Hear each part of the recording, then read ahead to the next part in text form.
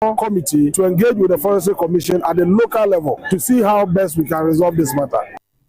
Food and Agriculture Minister Ayon Monyafo Eric Opoku na no see no enam Rashibe Dwanima de shomu Asante Achem North Ohene Kwame Frempong so dia seda ema wo sofo ise wo mo haw pa aye koso eye menteme ho ase a eya na emma ne homene so ewo akuafo ena Fulani for entem eti se minister ya bamu no wogidi se ebeboa ama asumdwe afanentem pefra. Today we've had a Greek minister here who is supporting our farmers. Now our farmers who are growing tomatoes, we're going to deliver new type of seeds for them to have the best variety of tomato in Asante Achem North. The same applies to the people who grow watermelon, and then similar applies to onion farmers as well. And so aside that, the Honorable Minister was able to cut the sod for a tomato processing plant, which it's long overdue in Asante Achem North. That is going to support the farmers. That is going to bring jobs to the people and the youth of Asante Achem North. So today is a big day for Asante Achem North. I mean, some of the difficulties that our farmers are facing is in regards to Fulani menace irrigation. Yes, now, the Greek minister in his speech to the people mentioned how he's planned for us to have several irrigation areas within the farming communities. We've also put measures in place to increase security within our areas where we have challenges with Fulani herdsmen. So we are on the right course, and the minister has promised that indeed Asante Achem North is going to be the best hub and a better place for farming. Ohene Kwame Frempong eye Mrashibe Dwanima this year womo ewo Asante Achem North. Na kuyaye mu ena yegyina Mrashibe yoni dimo manfo wonum ewo sehwiyo so eyo nonyamfo Kofi Afo Bente. Na no memede da ebra woni adehye ehia ye na wonum ekwakoye nsiesie na no National Sanitation Day no. Wonum ekoye nsiesie no ne zentrofo ehia no wasem bika monye na monkokan. Asema me wokan enyina ene say aban yete akonyo sisi omampani eye John Dramani Mahama na ban wa ya de papa wose boy nsema ne pene no wose hwe koko ne boy a wapagya mi mama nka nkyerɛ aban ye etwa mu no wode ye koko a ye nyante ye wode kosi awowa wode akosi awowa age hu sika na esan se sabra na koko no yenti sabra ni koko ne bo no na woge ye na woge sika no na kyese koko na ye ba beti a yenti ye no wode akwakwaji sika enti ye ba ye na kyese akwakwaye eka ede ye nimti koko na ye te no krampu no ehu sika na aban ye etwa mu no wage dada eti kanini na nanka wose koko no kranka ne bo esan kra ba form anase ye te so sanse isika na ho wode timi gina nan so nanso ene aban ye te akonwa so timi apagya koko ni bo ni makwa koduru 3600 eni akire a wokọ dwaman so a sade esito koko no jesa aban enya mfaso ba akokra emfemfiri ho wode sikari nyina akuafo monte asesa na mompene yen na omampani Mahama wayade Sika yenya ewa amone ni koko mu nyina no. Because of this, the wona and the dema koko. Ya ma ya ntimi anko ye ni kese pa ne se. Afi koko aye koko ya ni sika de egwa. Ye ni anu abanda da no. E di kan ton da da. Tomato koko no, e di koko no mu sika, e mo ni ye koko no anko. E fo so a mo de to koko no. Na wo fo se koko a ye kon. The people who are required to put $2,700. $1,700 per ton. Yet, we now have to get into a back now. My uncle one year said,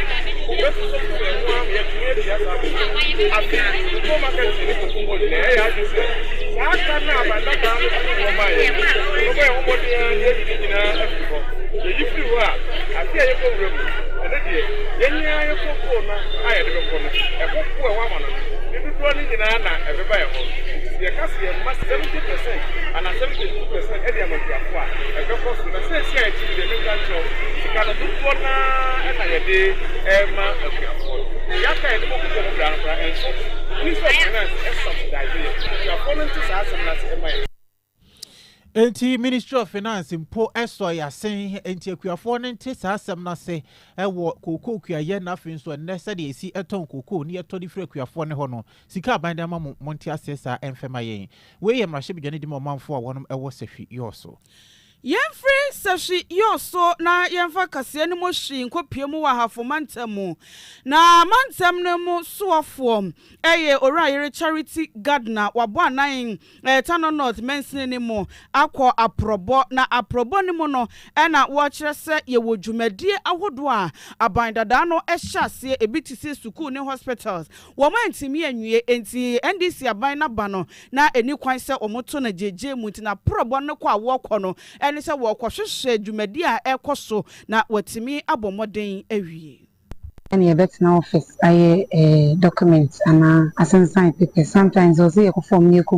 so grounds. It's your name chief director I need to factory also say you never turn on not near about the projects I can read more completed ones. Now you can be fast so BCC at me 14 AUC. The buy so more media dancers say dormitories ya Kenya me adom ye and students need to make good use of it. And yes so they are about say work say and so the same thing. The work say Who say more yuri na class when a girls school so once someone say man so they do say a be jayana na a be desire imuno ahomete kakra nti ya hwe na ya hwe mu bon so say free and then kosi enko na nim kakra no de nyoma begu akwan na ya BCC ama students no so etimi ya UC amomo so ho ato mu nti ya na mon papa His Excellency John Dramani Mahama to so de bebo na manfo na ye students so anya mu faso no enimu na medi akira ene medi abasa working university hwehwe nyoma ewo nriam akeka mu nyina no eba behwe ebepe kwan papa so you say bibia any contract man common start in the first place I believe say nyina wo contractors nsem ntino ye ko ni any consultants a omhwe projects no ebefre mu nyina na invite contractors. Ora Charity Gardener ahafo mantam soafo ne ena yatie na eno achi no ena mensin na ban krache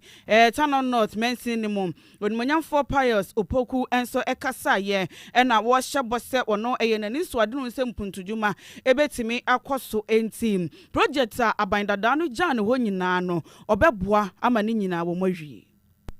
Uncompleted projects there Dawson and you saw one na yabai a idea yeso a need to adi hunu kase se behe near completing na ye aban fufuro na etwa mu no enema o sha ase a wan wi bia no baba beto so ne yawie. Ora Pius Opoku municipal chief executive ma adehiomo Tano North. No memory day na Ghana nyina yesi obi a ento ne shop na onko yensiesie ifra no pana kosise dumi enu ba boy be wiensiesie na chesansa na wakwa akobie wo shop na adwumaku anase anisodi hunu aban ehye mu kena na wo dadaba ba be hye mu kena no gada momentum meka na seche se enkrofo ehye mu dempa ekoso pa Zoom Lion ekuo bi a oman mu yeni won se won de bola no won esesa na no memre dey wode won ho agi mu ewumu se wonum contract de aban se on renew anase aban twetwam de nanso wo kire se Ghana na wonum efiri Ghana na wonum etim entinsie bi a ye ye ewo omayimu saban na diaba no wonom ebeta akire wo be se emwa bi wo wonom nsem no wo de beboa se de be ya omayimu ebete na eye director Emma Monitoring and Service Quality Emma Zoom Lion eye Owura Ernest Kusi wono ena de ensem etudwa ena no memeda ebra omanfo hia mu ewo enkran na wo ye ensiesie ahodo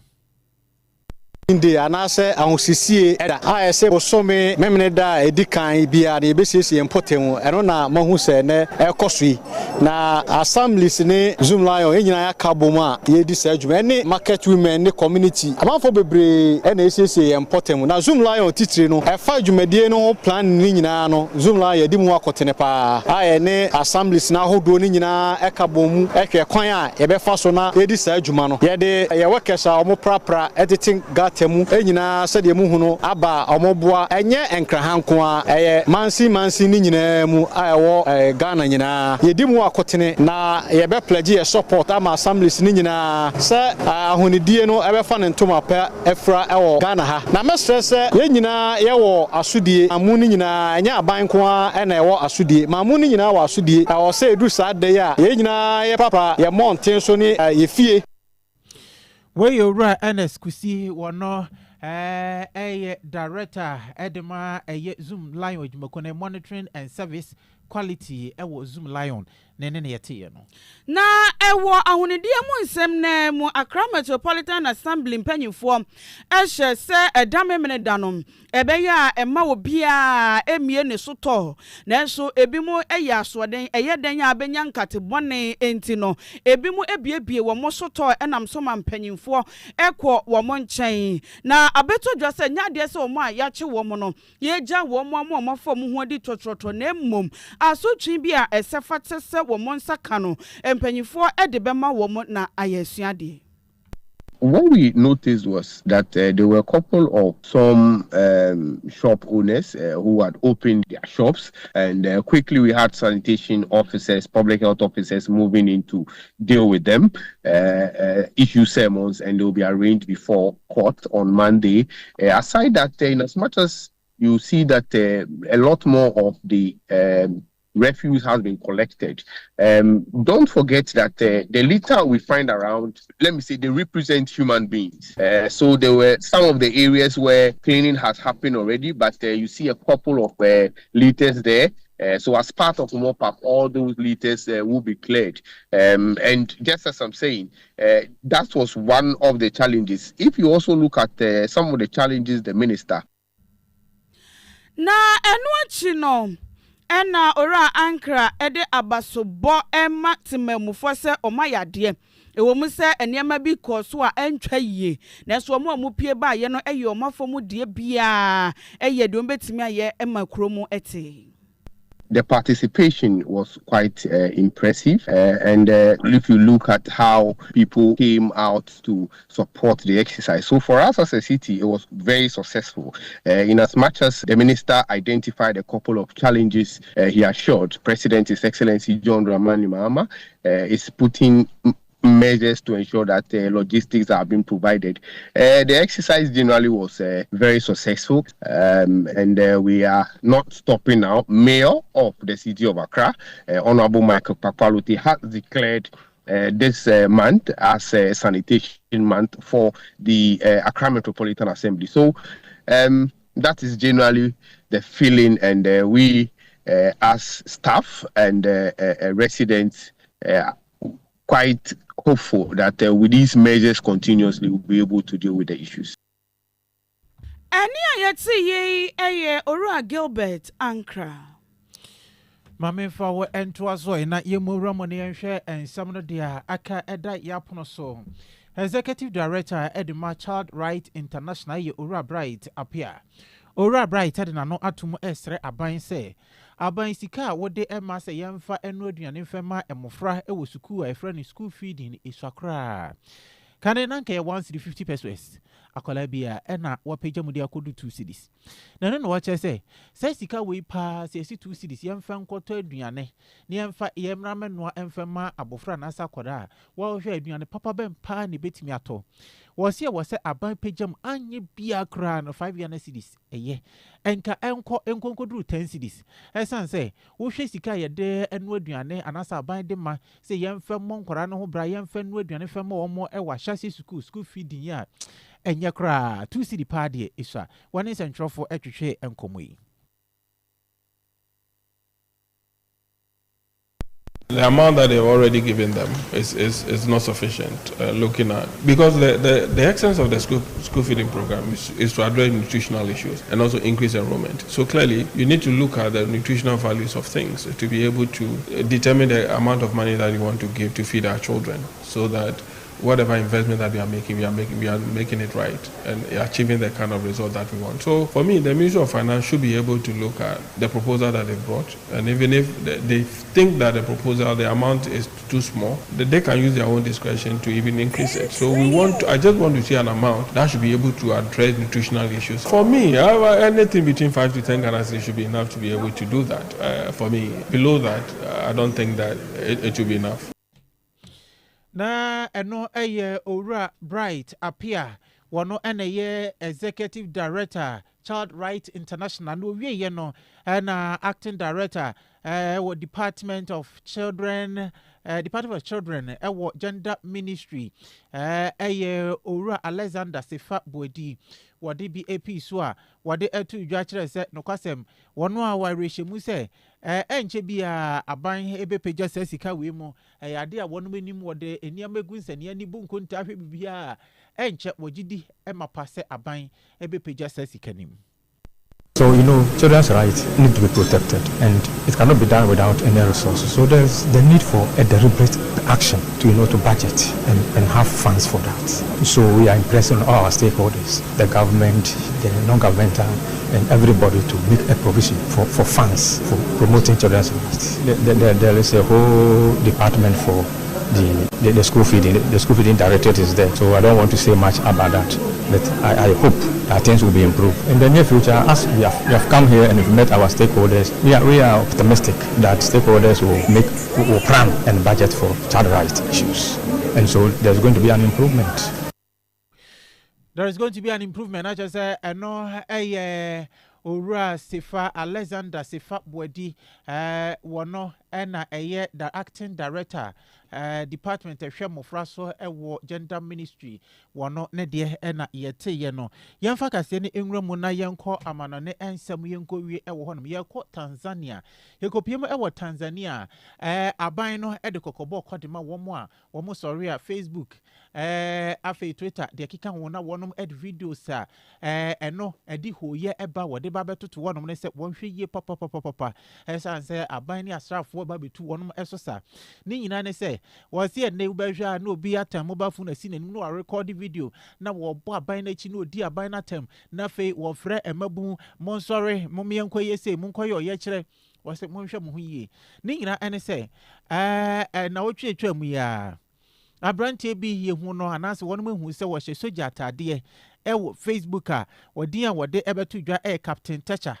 na Captain Teacher kire se Tanzania for one sorry na abane keta sha dokro no dodo afi Tanzania asrafo omonso no monkonkwaji 2 minute free abane ensem ma Tanzania for entrase enyewe ha esanse aba won ba beto no krono na beba mu anase won besen awiem enche bi on ba beto aba ma wo monye abane eni afi asrafo dom no wonom kandifo wo sonson sorry na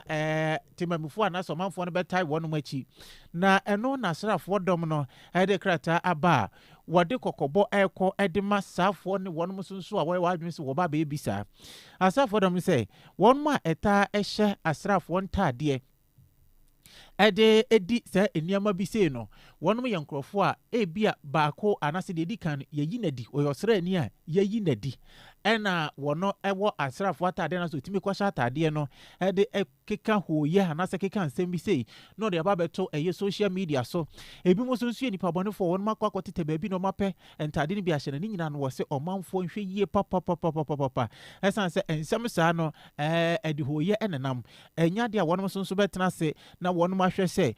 ojambo muntweja enfento Tanzania emma wono made hye wono monko enka adwamu enche bia Tanzania babeto aba na eno enasrafo na posifo no nso HSA wono begire wona so brane pa BBC ebo edipini Tanzania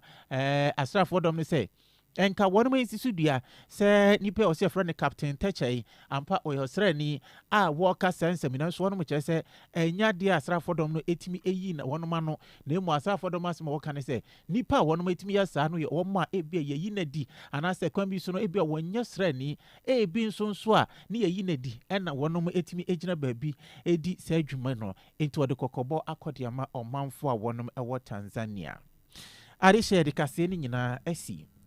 yanhwede a edi emuakotene ebie Apostle Eric Nyameche ese nyame asem edaho saa enya de ebe adwuma enti yemfemra ye kasem Food and Agriculture Minister Edia So akobo from Sem Tomato Processing Factory yensi ewo agogo Zoom Lion HSA de tie bia won bebo aban achidom se de be ya won betime ayensisi anase bensisi wo omayimo ba bia ye hia wonom no wonom beboa Ahafomanta musuofo akọ apro ewo Tano North na Jumedia abandadani dia wo manwie nyina no ose omo beto aso Child Right International chese sika ye de emma school feeding CMFM akọra bia ho bra 2 Ghana cedis ne de enye aban pejam anye bia akọra 5 cedis de enkeye Ensembi eka we ho ena samufo semu na yɛtena ase de som se original yɛkase ɛwɔ Paint Radio 100.1 Yana Ohinere Spices na afei so Ohinere no Dairy Powdered Milk ase so wonom aso yase ɛma enya hoden ɛde abro sanso na adwempa hene ɛbɔ yɛchidom ɛde free kase dem honom Continental commentator na streaming live over Facebook ɛde ɛma yɛn akenkafo na wie na ɛyɛ me Ohine benya komene Mame Adwoa ahenkra kechiri yɛde wasi nyame ɛyɛ adomo a no nu etoso mienu ɛbɔ pɛmu a obesan ate yɛn kabiem yakra